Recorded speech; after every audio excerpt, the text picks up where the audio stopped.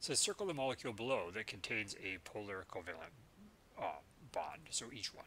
So in order to be a polar covalent bond, it needs to be a covalent bond between two nonmetals with different electronegativities.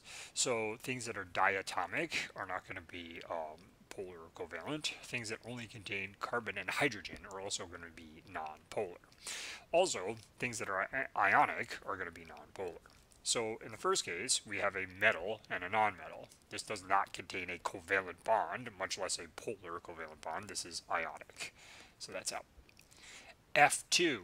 This contains a covalent bond, but it's between two Fs. They have the exact same electronegativity, so it's completely nonpolar. So diatomics contain covalent bonds, but not polar covalent bonds. LIBR. Again, it's got a metal and a nonmetal. It's ionic, no covalent bond, therefore no polar covalent bond. HCl. We now have two nonmetals with different electronegativities. This contains a polar covalent bond. Cl is more electronegative, so it'll be delta minus, and H is less electronegative, so it'll be delta plus.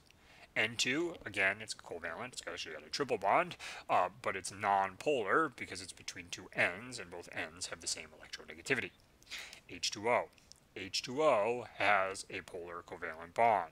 Oxygen is more electronegative than hydrogen, so it pulls the electron density away, making oxygen delta minus and hydrogen delta plus. So this contains a polar covalent bond.